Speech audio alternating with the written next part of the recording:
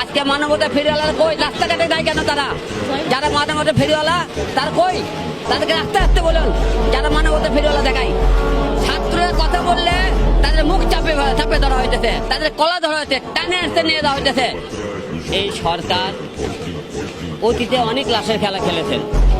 সব জায়গায় রাজনীতি চলে না, লাশ নিয়ে রাজনীতি চলে না। রাজনীতি মানেই লাশের খেলা।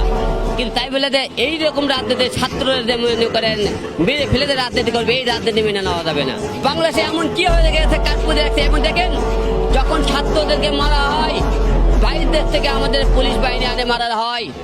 যে সরকার জনগণের বুকে গুলি কাঁপতে মনে করেন, গুলি করে অর্ডার দিতে বুক কাঁপে না, এবং যে সরকার জনগণের কোন ইচ্ছার কথা ভাবে না, জনগণের ভবিষ্যতের কথা ভাবে না, সে তার গতির কথা ভাবে, শুধু তার মুখে জীবনের কথা ভাবে, আর জনগণের জীবনের কথা ভাবে না।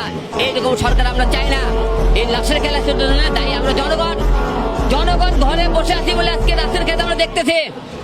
আমরা জনগণের আজকে থেকে আরো 15 দিন আগে বাড়াতাম, আজকে শয়ে আজকে আমাদের ছাত্র ছাত্রী আজকে লাশ হতো না, এত মায়ের বুক খালি হতো না।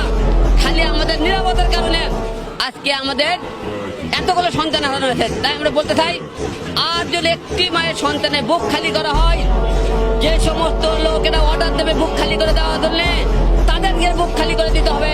আমরা এই সরকারের পতন চাই, এবং যে সমস্ত ছাত্রদের মেরে ফেলে দেওয়া হয়েছে তাদের বিচার চাই। আর একটি সন্তানের বুক খালি করা হয়, আমরা এই দেশের এদের মতো জালিম সরকারকে আর রাখবো না।